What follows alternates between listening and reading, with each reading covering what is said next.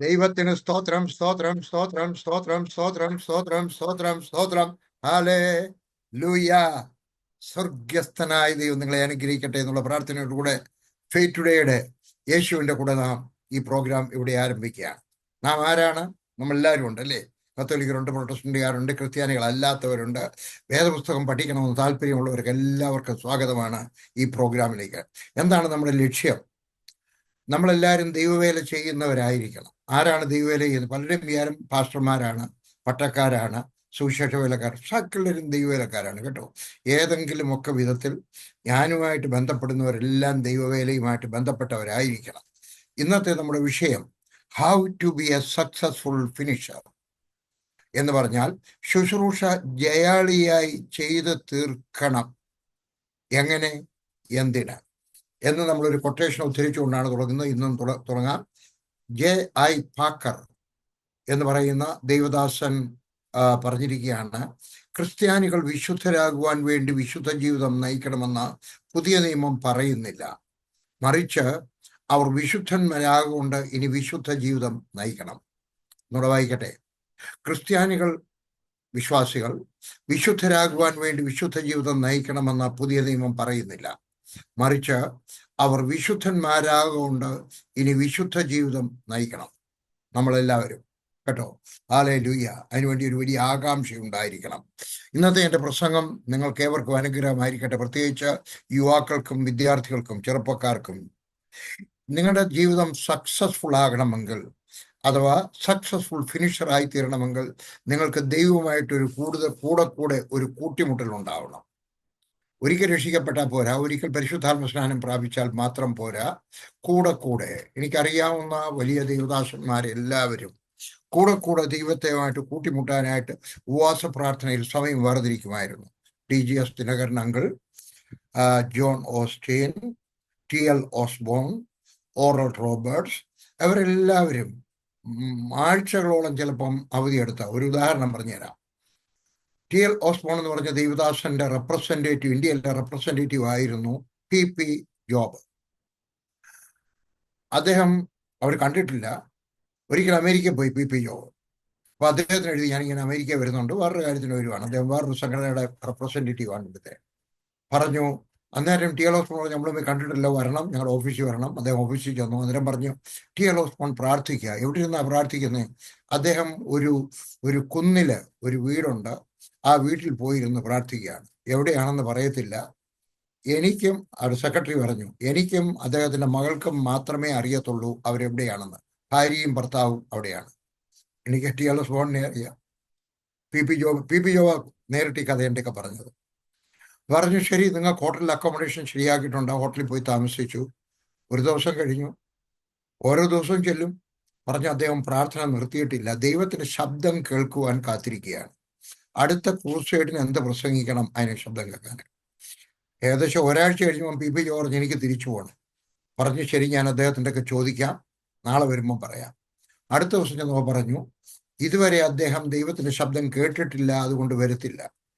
അദ്ദേഹത്തിന്റെ റെപ്രസെന്റേറ്റീവിനെ കാണുന്നതിനേക്കാൾ കൂടുതൽ പ്രാധാന്യം മുടങ്ങാതെ, നിർത്താതെ, സ്റ്റോപ്പ് ചെയ്യാതെ പ്രാർത്ഥിക്കുക എന്നുള്ളതായിരുന്നു. നമുക്ക് അത്രയൊന്നും ഒക്കത്തില്ലെങ്കിലും, കാരണം നമ്മളെല്ലാവരും ജോലിക്കാരായിരിക്കാം. എന്നെ പോലുള്ളവർക്കൊക്കെ സാധിക്കും. 10 ദിവസം മാറ്റിവെക്കാം, 20 ദിവസം മാറ്റിവെക്കാം. എന്നാൽ ജോലിയുള്ളവർക്കും, പ്രത്യേകിച്ച് സ്ത്രീകൾക്കും ഉദ്യോഗസ്ഥന്മാർക്കും സാധിക്കത്തില്ല. പക്ഷെ എങ്കിലും ഒരു 3 ദിവസത്തെ അവധിയെടുത്ത് ദൈവത്തിന് ശബ്ദം കേൾക്കുവാൻ കാത്തിരിക്കുന്നത് നല്ലതായിരിക്കും. കൂടെ ദൈവമായിട്ട് കൂട്ടിമുട്ടണം. Hallelujah, hallelujah. എല്ലാവർക്കും ദൈവമായിട്ട് കൂടെ. പുറപ്പാട് പുസ്തകത്തിനകത്ത് 26-ാം അധ്യായത്തിനകത്ത് മോശ സമാഗമന കൂടാരം പണിതു, തിരുനിവാസം. അതിന്റെ വാതിലിൽ ഒരു കർട്ടൻ ഉണ്ടായിരുന്നു. ജനലിലല്ല, വാതില്. എന്തിനാണ് അത്? ഒരു കഥ ഇട്ടാൽ പോരായിരുന്നു. അല്ല, അതൊരു കർട്ടനാണ്. ചെല്ലുന്ന ഓരോരുത്തരും ആ കർട്ടൻ പൊക്കിയിട്ട് അകത്ത് കയറണം. ഓരോരുത്തർക്കും കർട്ടനുമായിട്ട് ഒരു ബന്ധം ഉണ്ടാകണം. എന്താണ് കർട്ടൻ? വാതിലിനെ കാണിക്കുന്നു. യേശുവാണ് വാതിൽ. ഹല്ലേലൂയ. അപ്പൊ നമ്മൾ ഓരോരുത്തരും തൊടണം. അപ്പൻ തൊടണം, അമ്മ തൊടണം, മകൻ തൊടണം, മകൾ തൊടണം, കൊച്ചുമകൻ തുടങ്ങണം. ഓരോരുത്തരും യേശുവുമായിട്ട്. എന്നിട്ട് ദൈവത്തെ ആരാധിക്കണം. ഇതാ ചില തത്വങ്ങൾ പറയുവാൻ പോവുകയാണ്. ഒരു സക്സസ്ഫുൾ ഫിനിഷറായി തീരുവാൻ നാം എന്ത് ചെയ്യണം? ഒന്ന്, ദൈവത്തിൻ്റെ അടുക്കൽ ചെന്നിട്ട് അവിടെ നിന്ന് നാം ഒരു ദർശനം പ്രാപിക്കണം. ദൈവത്തിൻ്റെ അടുക്കൽ ചെന്നിട്ട് ഒരു പുസ്തകത്തിൽ നിന്ന് കിട്ടിയപ്പോൾ അതിങ്ങനെ സാധിക്കാം, പക്ഷെ എങ്കിലും പ്രാർത്ഥിച്ചിട്ട് ഒരു ദർശനം പ്രാപിക്കണം. എന്തിന് ദർശനമാണ്? ഞാൻ എന്തോ പഠിക്കണം, ഒരു വിദ്യാർത്ഥി. ഞാൻ എന്ത് ജോലി ചെയ്യണം, ഒരു ഗ്രാജുവേറ്റ്. എവിടെയാണ് സുവിശേഷ വേല ചെയ്യേണ്ടത്? സുവിശേഷ വേല എടുക്കുന്നവർ ഏത് ബൈബിൾ കോളേജിൽ പോയി പഠിക്കണം? ബൈബിൾ കോളേജ് പഠിക്കേണ്ട ആവശ്യമുണ്ടോ? എവിടെ, എന്ത് വേല എങ്ങനെ ചെയ്യണം? ഉദാഹരണം, ഒരാൾ MBBS പാസ്സായി. ദൈവത്തിനൊക്കെ ചോദിക്കാം, ഞാൻ ഫുൾ ടൈം സുവിശേഷ വേലയ്ക്ക് പോകണമോ, അതോ ഞാൻ ഒരു മിഷൻ വർക്കിനാണോ പോകേണ്ടത്, വടക്കേ ഇന്ത്യക്കാണോ, അതോ ഞാൻ പണം സമ്പാദിച്ചിട്ട് ദൈവവേലയ്ക്ക് സഹായിക്കുന്നതാണ്? ഇതെല്ലാം ദൈവവേലയാണ് കേട്ടോ. എൻ്റെ ഇളയ മകൻ, ഞാൻ അവൻ്റെ ഇരിക്കുമ്പം കൂടെ പ്രാർത്ഥിക്കും. ആഴ്ചയിൽ ഒരിക്കലെങ്കിലും പ്രാർത്ഥിക്കും, കർത്താവേ, എൻ്റെ 4 മക്കൾ ദൈവവേലയിലാണ്, എൻ്റെ ഈ 5ാമത്തെ മകനും ദൈവവേലയിലായി തരണം. ഒരു ദിവസം ഞാൻ വിചാരിച്ചു അവനെ നേരിട്ട് സംസാരിക്കാം ഈ വിഷയം.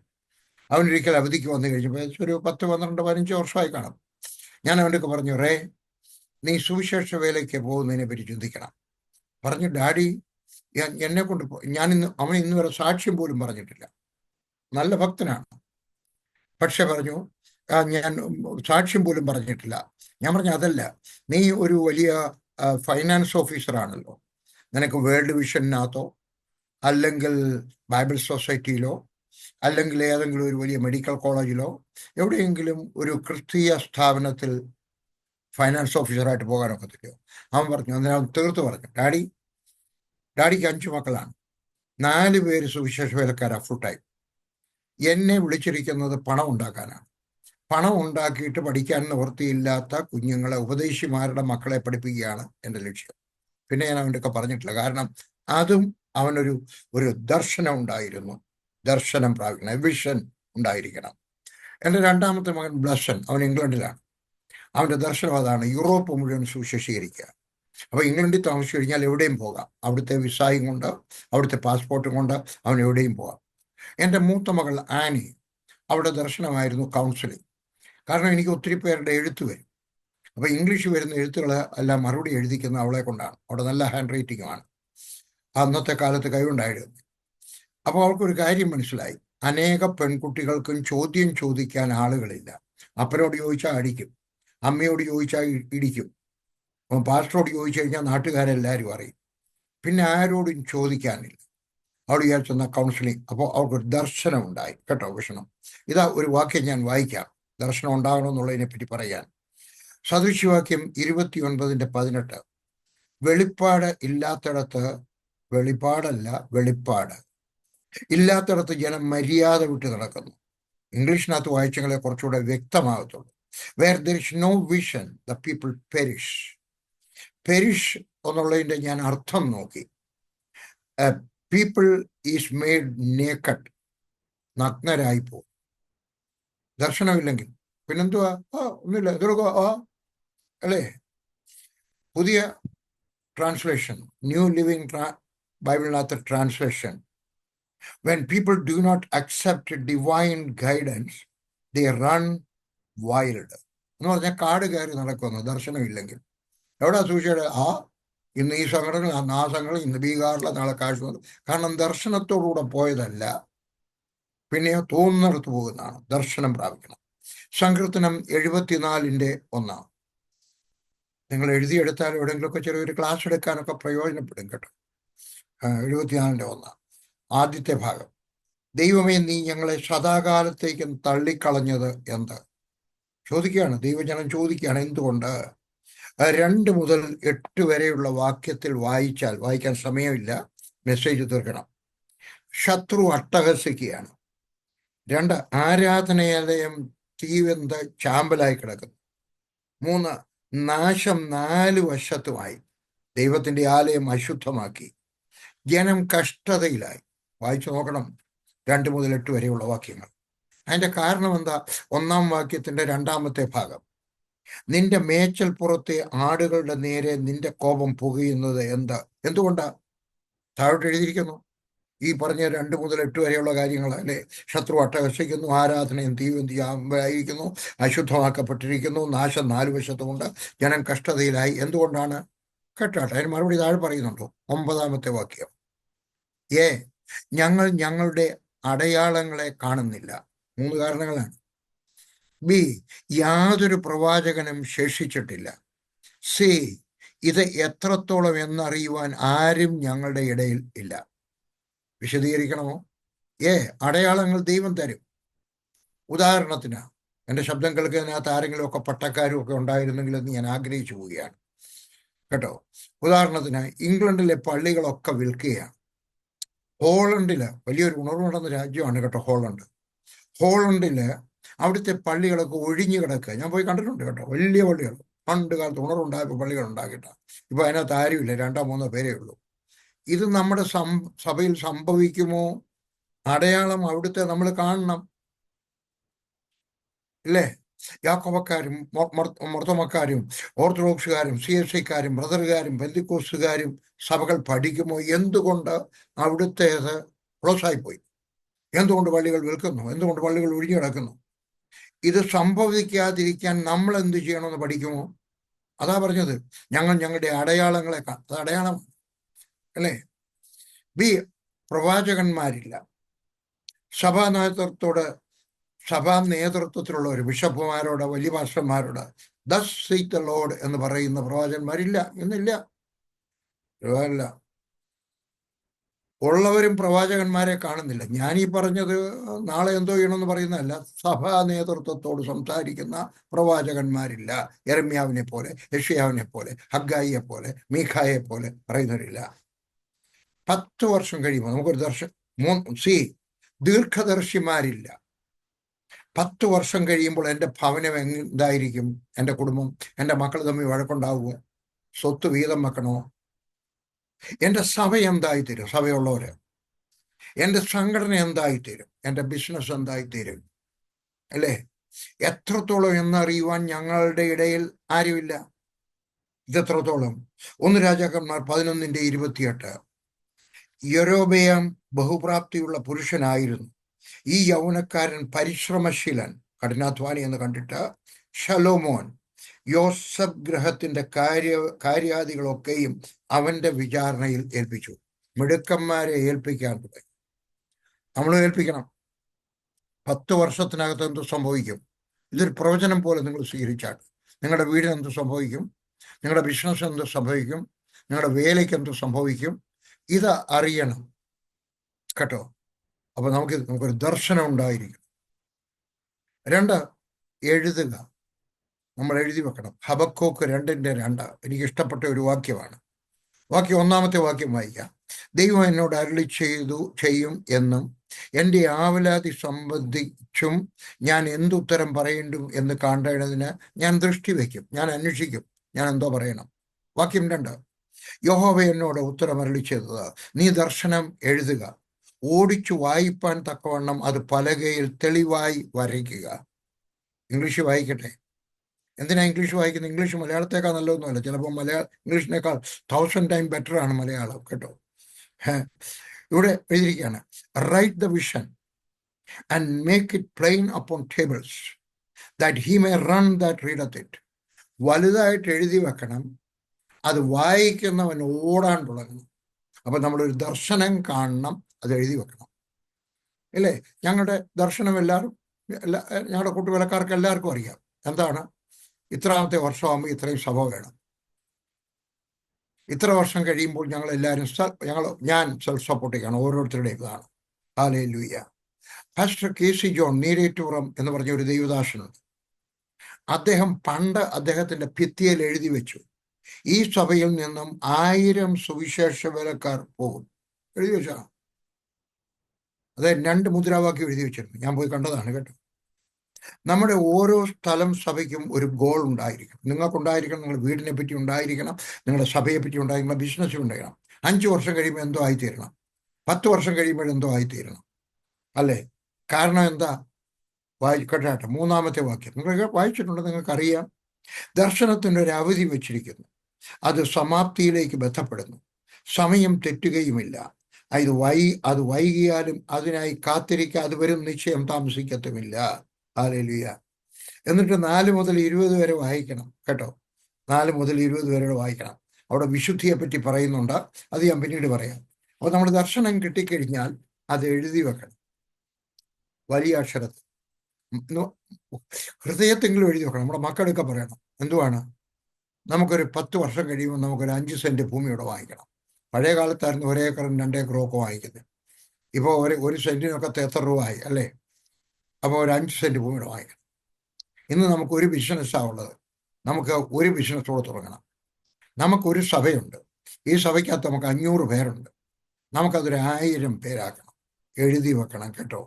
അത് താമസിച്ചാൽ ജോൺ എഫ് കെന്നഡി അമേരിക്കയുടെ പ്രസിഡന്റായിരുന്നു. ഞാൻ ഹൈസ്കൂളിലൊക്കെ പഠിക്കുന്ന കാലത്ത് എനിക്ക് രോമാഞ്ചം ഉണ്ടാക്കിയിട്ടുള്ള മനുഷ്യനാണ്. അദ്ദേഹം ഇവിടെ വന്നിട്ട് നെഹ്റുവിൻ്റെ കെട്ടിടത്തിൻ്റെ ചുറ്റും നടക്കുന്നതൊക്കെ ഞാൻ മനോരമയ്ക്കകത്ത് ഫോട്ടോ കണ്ടിട്ടുണ്ട്. കെന്നഡി ഇങ്ങനെ പറഞ്ഞു, 1961 മെയ് മാസം 25-ാം തീയതി ഇങ്ങനെ പറഞ്ഞു, ഈ അടുത്ത 10 വർഷത്തിൽ നാം ഒരു മനുഷ്യനെ ചന്ദ്രനിൽ എത്തിക്കും, സുഖമായി ഭൂമിയിൽ തിരികെ കൊണ്ടുവരും. 61 പറഞ്ഞു. 69 അപ്പോളോ 11 അദ്ദേഹം ആളിനെ അയച്ചു, തിരിച്ചുകൊണ്ടുവന്നു കേട്ടോ. അപ്പോൾ ഒരു ലക്ഷ്യം, അത് എഴുതി വെക്കണം, പറയണം, താമസിച്ചാലും വരും അല്ലേ. ഞങ്ങളുടെ മകൾ ആനി, അവൾ 12ൽ പഠിക്കുന്ന സമയത്ത് അവൾക്കൊരു നിരാശ, ജയിക്കത്തില്ലെന്നൊക്കെ ഒരു തോന്നൽ. ഞാൻ പ്രസംഗിച്ചുകൊണ്ടിരിക്കുമ്പം ഞാൻ കണ്ടു അവൾ പുറകിൽ ഇരുന്നുകൊണ്ട് തലമുടിയൊക്കെ ഇങ്ങനെ ചുരുട്ടി ഇങ്ങനെ ആക്കും. അപ്പം ഞാൻ വിചാരിച്ചു അവളെ ഒന്ന് എൻകറേജ് ചെയ്യണം. ഞാൻ പെട്ടെന്ന് പ്രസംഗിച്ചു, തലീത്ത കുമി. പെട്ടെന്ന് ഞാൻ കണ്ടു അവൾ തല ഉയർത്തുന്നു. എൻ്റെ ഈ വെടി കൊണ്ടെന്ന് പറഞ്ഞതുപോലെ എൻ്റെ സന്ദേശം അവിടെ ഹൃദയത്തിൽ പതിഞ്ഞു. അവൾ എഴുന്നേറ്റ് പോയി. മീറ്റിംഗ് കഴിഞ്ഞപ്പോൾ അവൾ എഴുന്നേറ്റ് പോയി. പിന്നെ ഞാൻ രോഗികൾക്ക് വേണ്ടിയൊക്കെ പ്രാർത്ഥിക്കുകയാണ്. ഒരു ശനിയാഴ്ചത്തെ മീറ്റിംഗാണ് ഞങ്ങളുടെ വീട്ടിൽ, രോഗികൾക്ക് വേണ്ടിയുള്ള പ്രാർത്ഥനയാണ്. 2-3 ദിവസം കഴിഞ്ഞവൻ ലില്ലി അവളുടെ ഡയറി കൊണ്ടുവന്ന് എന്നെ കാണിച്ചു. എഴുതി, ഡോക്ടർ ആനി വർഗീസ് MBBS. അവിടെ സ്വപ്നമായിരുന്നു. മന്ദബുദ്ധിയായിരുന്നിട്ട് അവൾ റീകവർ ചെയ്ത് വരികയാണ്. അവൾക്ക് ജയിക്കുമോ എന്നൊരു സംശയം. 1 വർഷം കൂടെ എടുത്തിട്ട് 2 വർഷം കൊണ്ടാണ് അവൾ പഠിച്ചത്, 12ാം ക്ലാസ്. പക്ഷെ അവൾ പാസ്സായി.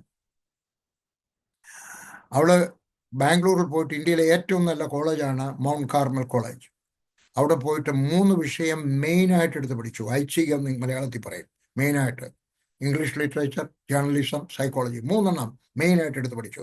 നല്ല മാർക്ക് വാങ്ങിച്ചു വെച്ചു. അന്നേരം ബീഹാറിൽ നിന്ന് വന്ന ഒരു മലയാളി പാസ്റ്റർ അവളുടെയൊക്കെ പറഞ്ഞു, അമേരിക്കയിൽ പോയി പഠിക്കാമെങ്കിൽ സ്കോളർഷിപ്പ് കിട്ടും. അവൾ പറഞ്ഞു, ഡാഡി സമ്മതിക്കത്തില്ല.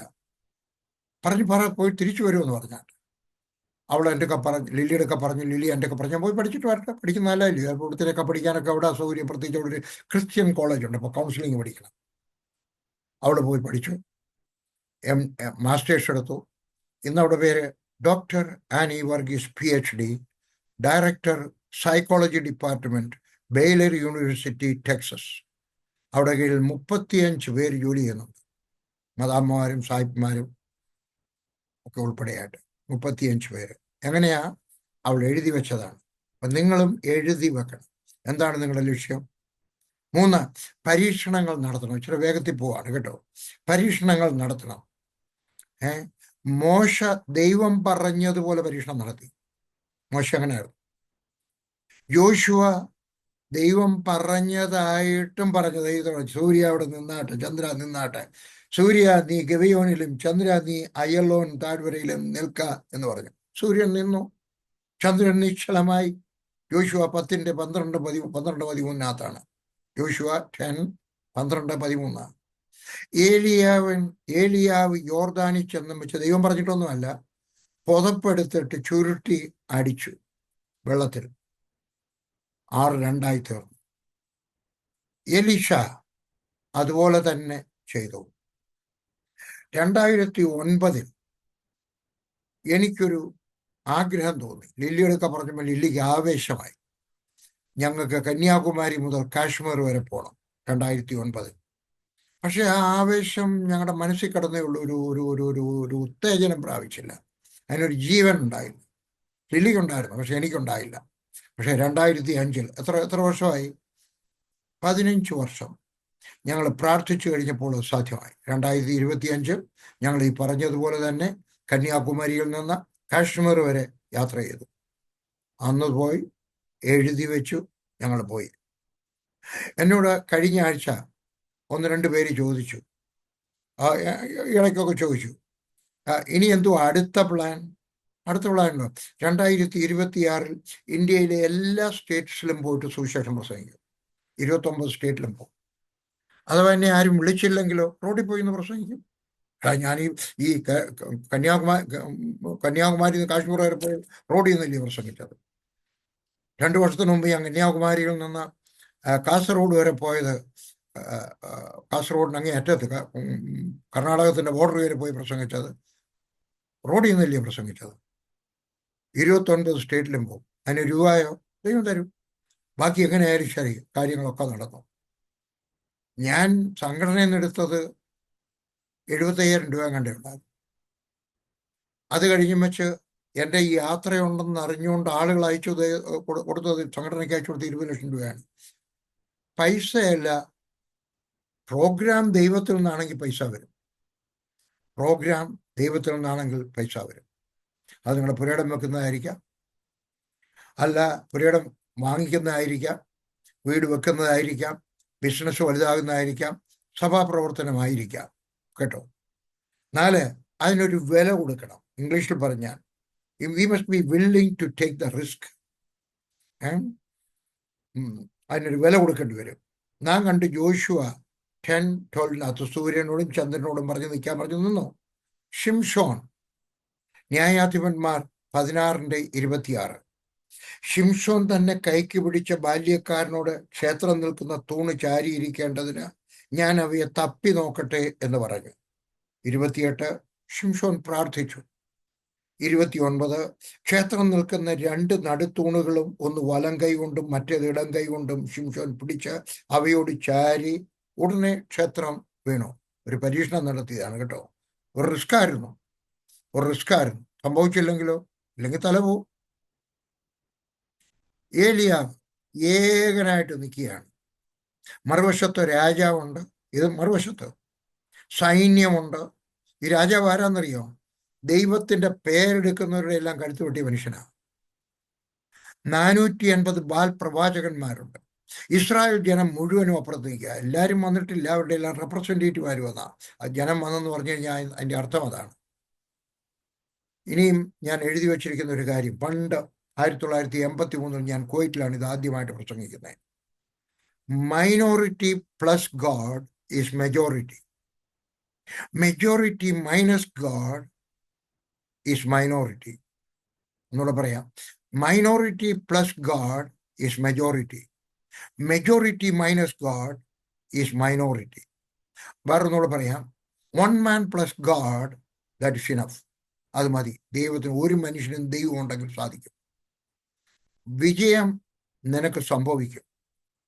ഏലിയാവ് ഏലീഷായുമായിട്ട് ചേർന്ന് നടക്കുകയാണ്. ജോർദാനിൽ ചെന്നപ്പം ഭയങ്കര ആറ്. നമുക്ക് അങ്ങ് തിരികെ പോകാമെന്ന് പറഞ്ഞില്ല. തിരികെ നടക്കരുത്. Don't go back. അമേരിക്കയിൽ ഒരു പാസ്റ്ററുണ്ട്, ഒരിക്കലും കാറ് തിരിച്ചു കൊണ്ടുപോകത്തില്ല, റിവേഴ്സ് എടുക്കത്തില്ല. അദ്ദേഹത്തിന്റെ വീടിനകത്ത് കാർ പാർക്ക് ചെയ്യുന്ന ആ ഗാരേജ് പോലും 2 വശത്തും കഥവുണ്ട്. ഇവിടുന്ന് കയറി അപ്പുറത്തൂടെ പോവാ, തിരിച്ചു കൊണ്ടുവരത്തില്ല. അങ്ങനൊന്നും വേണമെന്നില്ല. പക്ഷെ പ്രശ്നങ്ങൾ വന്നു കഴിയുമ്പോൾ ദൈവത്തിൽ നിന്നാണോ ചോദിക്കണം. ദൈവം എന്തെങ്കിലും നമ്മളെ പഠിപ്പിക്കാനാണോ? ചിലപ്പോൾ സമയമെടുക്കും. ഞാൻ കന്യാകുമാരി ടു കാശ്മീർ 15 വർഷം ഞങ്ങൾ കാത്തിരുന്നു. പക്ഷെ ഒടുവിൽ സംഭവിച്ചു. അതാണ് നമ്മൾ വായിച്ചത് കേട്ടോ. കാത്തിരിക്കുക, അത് സംഭവിക്കുക തന്നെ ചെയ്യും. മുമ്പോട്ട് തന്നെ നടക്കണം. യോർദാൻ വഴി മാറും. ദൈവം അയച്ചതാണെങ്കിൽ ടേക്ക് ദ റിസ്ക്. ഏലിയാവ് തൻ്റെ പുതപ്പെടുത്തടിച്ചു. ഞാൻ ഇന്ന് ഇത് എഴുതിക്കൊണ്ടിരിക്കുമ്പോൾ എനിക്ക് രോമാഞ്ചം വന്നു. ഏലിയാവ് തൻ്റെ പുതപ്പെടുത്തടിച്ചു. ഏത് പുതപ്പാണ്? എഴുതിയെടുക്കാം. ദൈവത്തിൻ്റെ മണമുള്ള പുതപ്പ്. 1 രാജാക്കന്മാർ 19:11. First Kings 19:11. ദൈവം പറഞ്ഞു, നീ ഗുഹയുടെ പുറത്തു വന്ന് പർവ്വതത്തിൽ യഹോവയുടെ മുമ്പാകെ നിൽക്കുക. അപ്പോൾ ഇതാ യഹോവ കടന്നു പോകുന്നു. ദൈവത്തിന്റെ ശ്വാസോച്ഛ്വാസം പതിഞ്ഞ പുതപ്പ്. ഞാൻ നിങ്ങളുടെയൊക്കെ പറയുന്നു, നമ്മളും ദൈവത്തിന്റെ ശ്വാസോച്ഛ്വാസം പതിഞ്ഞ വസ്ത്രമായിരിക്കണം. എൻ്റെ തലയിൽ മുടിയില്ലാത്ത എന്തുകൊണ്ടാണെന്നറിയാം? എൻ്റെ വിചാരം ഇങ്ങനെ ദൈവം വല്ലപ്പോഴും ഒക്കെ തുടച്ചതാണെന്നാണ് എൻ്റെ വിചാരം. എൻ്റെ ഭാവനയാണ്. സത്യം പറയാണ്, വെറുതെ പറയല്ല. ദൈവം തുടച്ചാണ് എൻ്റെ പൊന്നുമോനെ എന്നും പറഞ്ഞു. ഞാനൊക്കെ വലിയ പെർഫെക്റ്റ് ആണെന്നോ ഒന്നും പറയുന്നില്ല, വലിയ ഹീറോ ആണെന്നൊന്നും പറയുന്നില്ല. പക്ഷെ എനിക്കൊരു ദൈവ വിശ്വാസമുണ്ട്. I M A child of God. ഞാൻ ദൈവത്തിൻ്റെ പൈതലാണ്. തെറ്റുകളൊക്കെ വന്നു കഴിയുമ്പോൾ ഞാൻ ദൈവത്തോട് ക്ഷമ ചോദിക്കും. കർത്താവെ, അബദ്ധം പറ്റിപ്പോയി, ക്ഷമിക്കണമേ. നിന്റെ രക്തത്താൽ എന്നെ കഴുകി ശുദ്ധീകരിക്കണമേ. എന്നിട്ട് ഞാൻ പറയും, ഞാൻ തലേ കൈവയ്ക്കും. നിങ്ങൾ എന്നെ എപ്പോഴെങ്കിലും ശ്രദ്ധിച്ചാൽ മതി. ഞാൻ ഏതെങ്കിലും യോഗം കഴിഞ്ഞ് ആരെങ്കിലും ആശീർവാദം പറയുമ്പോൾ ഞാൻ തലയിൽ കൈവച്ചിട്ട് അത് സ്വീകരിക്കും. അവർ ആശീർവാദം പറഞ്ഞത്. ദൈവത്തിന്റെ മണമുള്ള പുതപ്പ് അവൻ എടുത്തു. ഹല്ലേലൂയ. 15-ാമത്തെ വാക്യം. യഹോവ അവനോട് അരുളി ചെയ്തു, അവന്റെ ശ്വാസം വീണ പുതപ്പ്. ഹല്ലേലൂയ. അതുകൊണ്ടാണ് അവൻ അടിച്ചത്. ഏലിയാ പഠിച്ചു. യോർദാൻ അങ്ങോട്ടും ഇങ്ങോട്ടും, അങ്ങനെ എഴുതിയിരിക്കുന്നത്, അങ്ങോട്ടും ഇങ്ങോട്ടും പിരിക്കും. അത് വലിയ രസമാണ് കേട്ടോ. ഞാനിത് ഒത്തിരി വർഷങ്ങൾക്ക് മുമ്പാണ് ഇത് വായിച്ചത്. സങ്കീർത്തനത്തിനകത്തുമുണ്ട്. അങ്ങോട്ടും ഇങ്ങോട്ടും പിരിഞ്ഞെന്ന്. അങ്ങോട്ടും ഇങ്ങോട്ടും പിരിഞ്ഞു. താഴോട്ട് പിരിഞ്ഞ് എനിക്ക് മനസ്സിലാവും. ഇവിടെ മതിൽ പോലെ നിന്നതാണ്. അല്ല, അവിടെ നിന്നതും പുറകോട്ട് മാറിപ്പോയെന്ന് കേട്ടോ. യോർദാൻ രണ്ടെണ്ണം അങ്ങോട്ട് പിരിഞ്ഞു, ഇങ്ങോട്ടും പിരിഞ്ഞു. ഹല്ലേലൂയ. സീനിയർ ലീഡറും ജൂനിയർ ലീഡറും കൂടെ ഒന്നിച്ച് നടന്നവന് അനുഗ്രഹം കിട്ടി. ഏതെങ്കിലുമൊക്കെ ദൈവദാസന്മാരുടെ കൂടെ നടക്കണം കേട്ടോ. എല്ലാവർക്കും PG വർഗീസിന്റെ കൂടോ പാസ്റ്റർ KC ജോണിന്റെ കൂടോ അല്ലെങ്കിൽ വേറൊരു ഭക്തനായ ഒരു തിരുമേനയുടെ കൂടോ ഒക്കെ നടക്കാൻ ഒത്തില്ലെന്ന് വരും എപ്പോഴും. പക്ഷെ ഒക്കുമ്പോൾ ഒന്നിച്ച് നടക്കണം, ഒന്നിച്ചിരുന്ന് സംസാരിക്കണം, ഒന്നിച്ചിരുന്ന് ചോദ്യങ്ങൾ ചോദിക്കണം. എന്നിട്ട് പറയണം, എനിക്ക് വേണ്ടി പ്രാർത്ഥിച്ചാട്ടെ എന്ന് പറയണം. ഒന്നിച്ചു നടന്നവൻ അനുഗ്രഹം കിട്ടി. ഒന്നിച്ചു നടന്നവൻ ചോദിച്ചു, അവൻ ഇരട്ടി ആത്മാവിനെ കിട്ടി. ഇടയ്ക്ക് കയറി ഒരു സന്ദേശം കൂടെ പറഞ്ഞിട്ട് മുമ്പോട്ട് പോകാം. ഏലിയാവ് 8 അത്ഭുതമാ ചെയ്ത്. ഇരട്ടി അനുഗ്രഹം കൊടുക്കാമെന്ന് പറഞ്ഞു. പക്ഷെ 15 എണ്ണമേ ഏലീശ ചെയ്തു. എന്തോ കൊണ്ടാണ് ഒരെണ്ണം കുറച്ചു കിട്ടിയത്? 2 രാജാക്കന്മാർ, നിങ്ങൾ ഒത്തുവാക്യം എഴുതിയിട്ടില്ലാത്തവർക്ക് എഴുതിയെടുക്കാം. 2 രാജാക്കന്മാർ 13:20-21. എന്നാൽ ഏലീശ മരിച്ചു. അവർ അവനെ അടക്കം ചെയ്തു. പിറ്റേ ആണ്ടിൽ മോവാബ്യരുടെ പടക്കൂട്ടങ്ങൾ ദേശത്തെ ആക്രമിച്ചു. ചിലർ ഒരു മനുഷ്യനെ അടക്കം ചെയ്യുമ്പോൾ ഒരു പടക്കൂട്ടത്തെ കണ്ടിട്ട് അയാളെ ഏലീശായുടെ കല്ലറയിൽ ഇട്ടു. അവൻ അതിൽ വീണ് ഏലീശായുടെ അസ്ഥികളെ തൊട്ടപ്പോൾ ജീവിച്ചു, കാലൂന്നി എഴുന്നേറ്റു. ഇത് എങ്ങനെയാ ഈ അസ്ഥിയെ തൊട്ടെന്നറിയാമയ്യ അല്ലേ? ഒരു കല്ലറയിൽ കല്ലറ അടഞ്ഞു കിടക്കുമല്ലയോ? പഴയ കാലത്ത് കല്ലറകളൊക്കെ പൊളിക്കുമായിരുന്നു. എന്തിനാ പൊളിക്കുമെന്നറിയാമോ? അദ്ദേഹത്തിന്റെ മോതിരമൊക്കെ എടുക്കാൻ. രാജാക്കന്മാരുടെ പൊളിക്കുമായിരുന്നു. കാരണം അവിടെ ഒത്തിരി സ്വർണം കിട്ടുമായിരുന്നു. എല്ലായിടത്തും, ഗൾഫിലെല്ലാം, ഈജിപ്തിലെല്ലാം കല്ലറകളൊക്കെ പൊളിക്കുമായിരുന്നു. ഞങ്ങളുടെ നാട്ടിലെ ഒരാളിൻ്റെയും കല്ലറ ശവക്കോട്ടയിലേക്കകത്ത് തുറന്നായിരുന്നു. കാരണം അയാളെ മോതിരവും മാലയിട്ടുണ്ടാ കുഴിച്ചിട്ടത്. അടുത്ത ഞായറാഴ്ച ചെന്നപ്പോഴാണ് അതാണ്ടാ തുറന്നു കിടക്കുന്നു.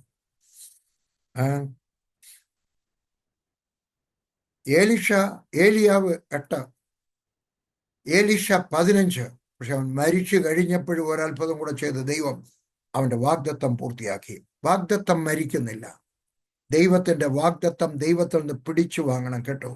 റിസ്ക് എടുത്തവർ ഇനിയുമുണ്ട്. പഴയ നിയമത്തിൽ ദാവീദ്, വേറെ എത്രയോ പേര്.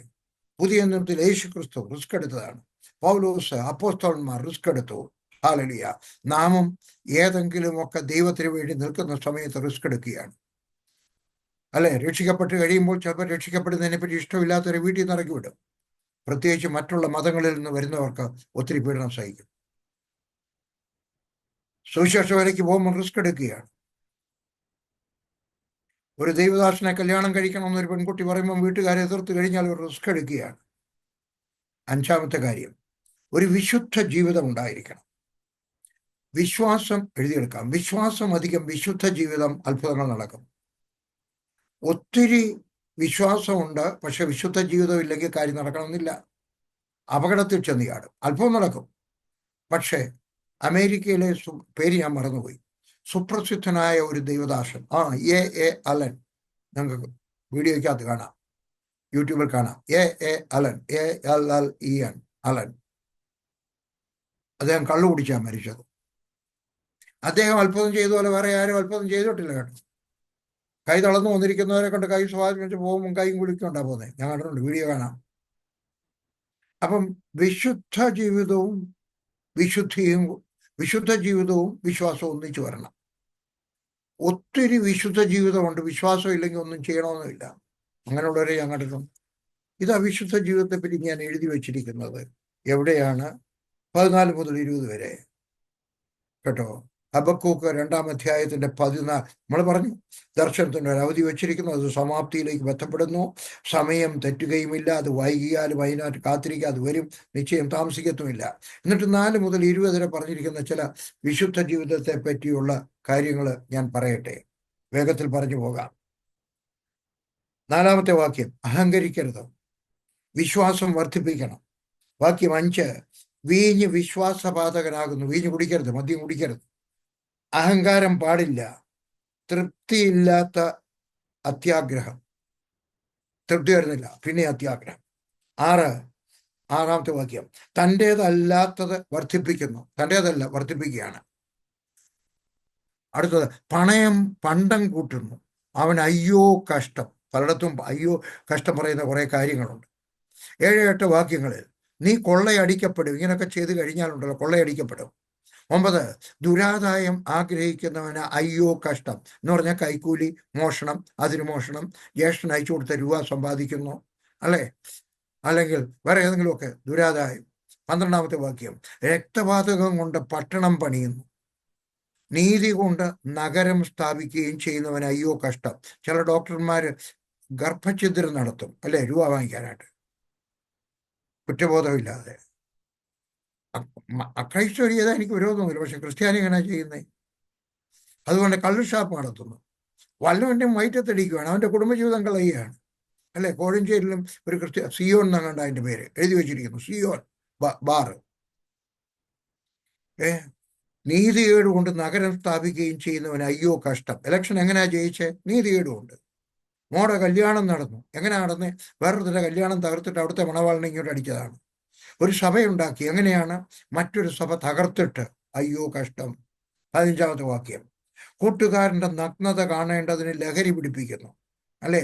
സോഷ്യൽ മീഡിയക്കകത്തൂടെ ട്രാക്ട് അടിച്ച് അവൻ്റെ നഗ്നത, അവൻ്റെ കുറവുകളൊക്കെ പറയുകയാണ്, അയ്യോ കഷ്ടം. 16-ാമത്തെ വാക്യം, മഹത്വത്തിന് പകരം നിനക്ക് അപമാനം വരും, ഇങ്ങനെ ചെയ്താൽ കേട്ടോ. ട്രാക്ട് അടിച്ച് വിതരണം ചെയ്താൽ സോഷ്യൽ മീഡിയ കാണുക പോലും ചെയ്യരുത്, കേൾക്കുകയും ചെയ്യരുത് കേട്ടോ. നമ്മൾ അതിനകത്ത് പാർട്ടാകുകയാണ്. 18 മുതൽ 19 വരെയുള്ള വാക്യങ്ങൾ, ബിംബാരാധനയിലേക്കും മന്ത്രവാദത്തിലേക്കും തിരിയും, അയ്യോ കഷ്ടം. നമ്മുടെ ജീവിതം പ്രവൃത്തി പരിശോധിച്ച് കോപത്തിന്റെ കാരണം കണ്ടാൽ ശുദ്ധീകരണം പ്രാപിക്കണം. അപ്പോൾ 3-ാമത്തെ വാക്യം സംഭവിക്കും. എന്താ? ദർശനത്തിന് ഒരു അവധി വച്ചിരിക്കുന്നു, അത് സമാപ്തിയിലേക്ക് ബന്ധപ്പെടുന്നു, സമയം തെറ്റുകയുമില്ല, അത് വൈകിയാലും അതിനായി കാത്തിരിക്കുക, അതുവരും, നിശ്ചയം താമസിക്കത്തുമില്ല. അതുകൊണ്ട് വിശുദ്ധ ജീവിതം ഉണ്ടാകണം കേട്ടോ. പലരും പ്രാധാന്യം കൊടുക്കുന്നത് പുറമേയുള്ള കാര്യങ്ങൾക്കാണ്. വെള്ളവസ്ത്രം വേണം, TV പാടില്ല, ഇതൊക്കെ ഉപദേശം. പക്ഷെ ഇത് മാത്രം എടുത്തു വെച്ച് അസൂയയും കുശുമ്പും കുറ്റം പറയുന്നു, ഭാര്യയെ അടിക്കുന്നു, മാതാപിതാക്കളെ അനുസരിക്കുന്നില്ല, മാതാപിതാക്കളെ നോക്കുന്നില്ല, മാതാപിതാക്കൾക്ക് എണ്ണ വാങ്ങിച്ചു കൊടുക്കുന്നില്ല, ഭർത്താവ് പറയുന്നത് കേൾക്കുന്നില്ല, ദശാംശം കൊടുക്കുന്നില്ല. നാം ജീവിതം പരിശോധിക്കണം. ഉത്തമഗീതം 2:15, ഞങ്ങളുടെ മുന്തിരിത്തോട്ടങ്ങൾ പൂത്തിരിക്കിയാൽ മുന്തിരിവള്ളി നശിപ്പിക്കുന്ന കുറുക്കന്മാരെ, ചെറു കുറുക്കന്മാരെ തന്നെ പിടിച്ചു തരുവീൻ, അല്ലേ. നമ്മുടെ മുന്തിരിത്തോട്ടം, അവ മുന്തിരി പൂക്കുമ്പോൾ ചെറുകുറുക്കന്മാർ വരും, മുന്തിരിവള്ളികൾ നശിപ്പിക്കും, പൂക്കൾ നശിപ്പിക്കും, മുന്തിരി ഫലം നശിപ്പിക്കും. അതിൻ്റെ വള്ളിയുണ്ടല്ലോ, അതെല്ലാം കടിച്ചു പറിക്കും ഈ ചെറിയ കുറുക്കന്മാര്. ഇനിയും പറയുന്നത് എഴുതിയെടുക്കാം. ഇന്നത്തെ ചെറിയ കുറുക്കന്മാർ വളരും, അത് വളർന്ന് വലുതാകും. ഇന്ന് ഒരു കൊച്ചു ബിയർ ആരും അറിയാതിരിക്കുമായിരിക്കും, പക്ഷെ നാളെ കള്ള് കുടിച്ചിട്ട് റോഡിൽ കൂടെ പോകും. കഴിഞ്ഞ അങ്ങേ മാസത്തിൽ ആന്ധ്രാപ്രദേശിലെ ഏറ്റവും വലിയ പ്രസിദ്ധനായിരുന്ന ഒരു ദൈവദാസൻ ഹിന്ദുക്കളോടും മുസ്ലിങ്ങളോടും ഒക്കെ വാഗ്വാദമല്ല, സംസാരിച്ചിട്ട് അവരെ തോൽപ്പിക്കുന്ന ഒരു ദൈവദാസൻ കാറിടിച്ച് മരിച്ചു. എല്ലാവരും വിളിച്ചു പറഞ്ഞു അദ്ദേഹത്തെ കൊന്നതാണ്. കാരണം ഹിന്ദുക്കളുടെ ശത്രുവാണ്, മുസ്ലിങ്ങളുടെ ശത്രുവാണ്, കൊന്നതാണ്. പക്ഷെ പിന്നീട് പോലീസ് കണ്ടുപിടിച്ചു അദ്ദേഹം മരിച്ചതിൻ്റെ അന്ന് വേറെ 2-3 അദ്ദേഹത്തിന്റെ വണ്ടി എന്ന് ഇടിച്ചായിരുന്നു. പിന്നെ അന്വേഷിച്ച് ചെന്നപ്പോൾ കണ്ടു അന്ന് അദ്ദേഹം ഒരു വിസ്കി വാങ്ങിച്ചിട്ടുണ്ട്, ക്രെഡിറ്റ് കാർഡിനകത്ത് വാങ്ങിച്ചതാണ്. അന്നേരവും പറഞ്ഞത് അവരുണ്ടാക്കിയതാണ് ആയിരിക്കാം, സാധ്യതയുണ്ടല്ലോ. പക്ഷെ പിന്നീട് നോക്കിക്കഴിഞ്ഞപ്പോഴാണ് ഇത് എവിടെല്ലാം പോയിട്ടുണ്ടോ അവിടുത്തെ എല്ലാം കള്ള് ഷാപ്പിൽ നിന്ന് കള്ള് വാങ്ങിച്ചിട്ടുണ്ട്. അപ്പോൾ കള്ള് കുടിച്ച് മരിച്ചതാണെന്ന് തെളിവായി. നമ്മൾ ഈ കൊച്ചു ചിലപ്പോൾ ഉറക്കം വരാൻ കുടിച്ചതായിരിക്കാം. ഇന്നത്തെ ചെറു ഉറുക്കന്മാർ വളർന്ന് വലുതാകും. ജപ്പാനിൽ ഞാൻ ആയിരിക്കുന്ന സമയത്ത് അവിടുത്തെ ഇലക്ട്രിസിറ്റി പോയി. ഇലക്ട്രിസിറ്റി പോയാൽ എല്ലാം തീർന്നു. അവിടുത്തെ ട്രെയിൻ വരെ ഓടുന്നത് എല്ലാം ട്രെയിൻ ഇതുകൊണ്ടാണ്. ചില ട്രെയിനൊക്കെ ഓടുന്നത് ഡ്രൈവർ ഇല്ലാതെ ഓടും. അതൊക്കെ നിന്ന് പോകും. 1.5 ദിവസം കഴിഞ്ഞിട്ടാണ് കണ്ടുപിടിച്ചത്. എന്താ പറ്റിയെന്നറിയാം, അതിൻ്റെ പാനലിനകത്ത് ഒരു പല്ലി കയറിയിരുന്നതാണ്. നമ്മുടെ ജീവിതത്തിനകത്ത് എവിടെയെങ്കിലും പല്ലി ഇരിപ്പുണ്ടോ എന്ന് നോക്കണം. 6 യൂണിറ്റി, ഒരു യൂണിറ്റി പട്ടാളം പോലെ. പട്ടാളം എപ്പോഴും യൂണിറ്റിയിലാണ് കേട്ടോ, അതിനകത്ത് ഡിസ്യൂണിറ്റി ഉണ്ടാകത്തില്ല, പട്ടാളത്തിനുണ്ടാകത്തില്ല. അങ്ങനെ അവിടുത്തെ സെറ്റപ്പ് അങ്ങനെയാണ്. ഓഫീസർമാർ തമ്മിച്ചേറി കിശുവിശ ഉണ്ടെങ്കിലും ശരി ഒന്നിച്ചായിരിക്കുന്നേ. നിങ്ങളുടെ കുടുംബത്തിൽ യൂണിറ്റി ഉണ്ടാക്കിയെടുക്കണം, നിങ്ങളുടെ സഭയിൽ യൂണിറ്റി ഉണ്ടാക്കിയെടുക്കണം, നിങ്ങളുടെ സംഘടനയിൽ യൂണിറ്റി ഉണ്ടാക്കിയെടുക്കണം. സുപ്രസിദ്ധമായ എനിക്കിഷ്ടമുള്ള ഒരു വാക്യം ഉൽപ്പത്തി പുസ്തകം 11:6. ബാബേൽ ഗോപുരം മനുഷ്യൻ പണിത പട്ടണവും ഗോപുരവും കാണേണ്ടതിന് യഹോവ ഇറങ്ങി വന്നു. അപ്പോൾ യഹോവ ഇതാ ജനം ഒന്ന്, അവർക്കെല്ലാവർക്കും ഭാഷയും ഒന്ന് എന്ന് പറഞ്ഞാൽ അവർ പറയുന്ന എല്ലാം ഒന്നാ. നമുക്കിത് പണിത് തീർക്കണം, നമുക്ക് പണിയാൻ ഒക്കും, അവരുടെ ഭാഷയും ഒന്നാ. ഇതും അവർ ചെയ്തു തുടങ്ങുന്നു, അവർ ചെയ്യുവാൻ നിരൂപിക്കുന്ന ഒന്നും അവർക്ക് അസാധ്യമാത്ര. ദൈവം പറയുകയാണ് ഈ മനുഷ്യൻ ചെയ്യാൻ നോക്കത്തില്ല. അതുകൊണ്ട് ദൈവം ഭാഷ കലക്കി, ഭാഷ പോലെ ചിഹ്നിച്ചു. ഇംഗ്ലീഷ് പറഞ്ഞവർ ഒരിടത്ത്, തമിഴ് പറഞ്ഞവർ ഒരിടത്ത്, ബാക്കിയുള്ളവരെല്ലാം കൂടെ പിൻവലിച്ചുള്ളത്. അവരുടെ ഐക്യതയ്ക്ക് ദൈവത്തെ പോലും ചിന്തിപ്പിക്കുവാൻ കഴിഞ്ഞു. ഞങ്ങൾ 10 കോട്ട് കുറച്ച് പുരയിടം വാങ്ങിക്കണം. ജോൺ ഓസ്റ്റിൻ എന്ന് പറഞ്ഞ ദൈവദാസൻ വന്ന എനിക്ക് 10 ലക്ഷം രൂപ. അത് വില പറഞ്ഞു കഴിഞ്ഞപ്പോൾ അവർ പറഞ്ഞു ഞങ്ങൾ ഒന്നിച്ചു തരത്തില്ല, 1/2 ഏക്കർ 1 ഏക്കർ തരത്ത്. അവർക്ക് ഇൻകം ടാക്സ് രക്ഷപ്പെടാനായിട്ട്. അപ്പം ഞങ്ങൾ അടയ്ക്കുന്നുണ്ട് പ്രാർത്ഥിച്ചു. ഞങ്ങൾ 4 പേര് കൂടെ ഇരുന്നുകൊണ്ട് പ്രാർത്ഥിച്ചു, കൈ കോർത്ത് പിടിച്ച് പ്രാർത്ഥിച്ചു. ഞാൻ, ഈ പച്ചന, മാത്യു, ജോർജ്, വേറൊരാളാണ്, 4-5 പേരാ, ലില്ലി, ശ്രീയായിട്ട് ലില്ലിയേ ഉള്ളൂ. ഞങ്ങൾ എല്ലാവരും കൂടെ പ്രാർത്ഥിച്ചു, കർത്താവ് ഈ പുരയിടം വേറെ ആരുമായി, ഇടയ്ക്ക് വന്നിട്ട് ഒരാൾ വാങ്ങിച്ചോട്ട് പോയാലോ അതിനകത്ത് 1 ഏക്കർ. അതുകൊണ്ട് കൈ കോർത്ത് പിടിച്ച് പ്രാർത്ഥിച്ചു, ദൈവം ഇത് വേറെ ആരും വാങ്ങിക്കരുത്, ഞങ്ങൾക്ക് തരണം. ഞങ്ങൾക്ക് കിട്ടി. ഞാൻ കെട്ടിടം പണിയാൻ തുടങ്ങി. പകുതിയായപ്പോൾ പണം നിന്നു. ആലോചിച്ചെന്താണ് കാരണം? അതിനകത്ത് ഒരാൾ പറഞ്ഞ് ഇത് മുഴുവൻ ഈ 10 കോട്ട് വാങ്ങിക്കണം, 1 ഏക്കർ എൻ്റെ അവിടെ കൂടെ വാങ്ങിക്കരുതോ. അതേ വിചാരിച്ച് ഞാൻ എൻ്റെ സ്വന്തം പേര് വാങ്ങിച്ചാണെന്ന്. യൂണിറ്റി പോയപ്പോൾ അനുഗ്രഹം പോയി, പണം വരുന്നു. പിന്നീട് അദ്ദേഹം പിരിഞ്ഞു പോയി കഴിഞ്ഞാൽ പണം പിന്നെയും വന്നു. 7-ാമത്തെ കാര്യം, പ്രാർത്ഥന ഉണ്ടായിരിക്കണം. ശിംശോന് കൃപാവരങ്ങളുടെ കുറവില്ലായിരുന്നു. He did not lack gifts, എഴുതിയെടുക്കാം, ബട്ട് ഹി ലാക്ക്ഡ് ക്യാരക്ടർ. അവന് കൃപാവരങ്ങളുടെ കുറവില്ലായിരുന്നു, സ്വഭാവ ഗുണത്തിന്റെ കുറവുണ്ടായിരുന്നു.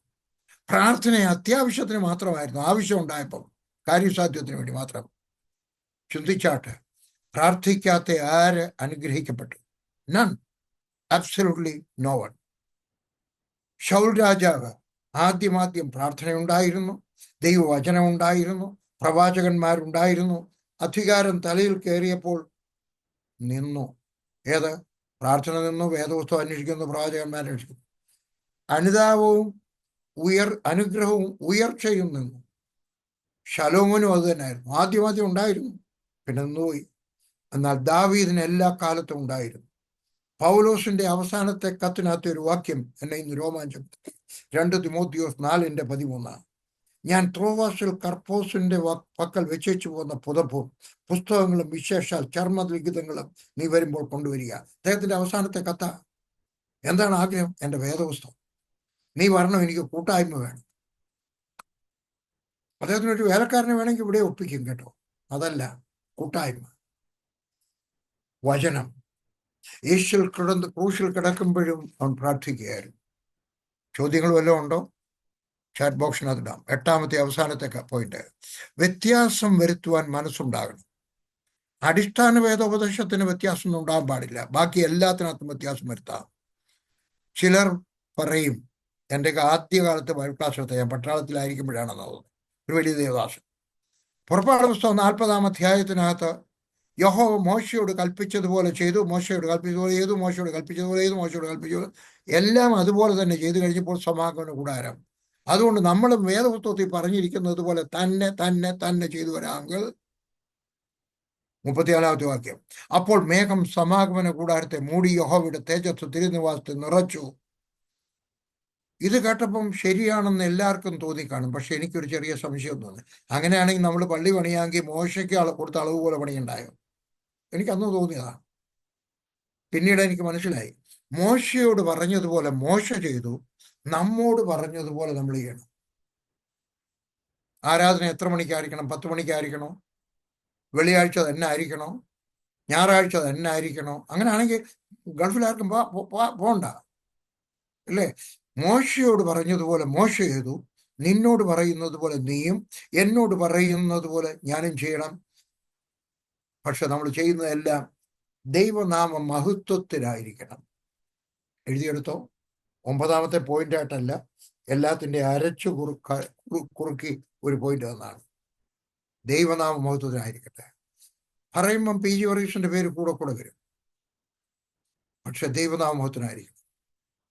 നിങ്ങൾക്കറിയാം, അപ്പോസ്തലന്മാർ ആരും അവരുടെ പേരിൽ ഒരു ചർച്ച പണിതില്ലെന്ന്, ഒരു കൂട്ടായ്മ ഉണ്ടാക്കില്ലെന്നറിയാം.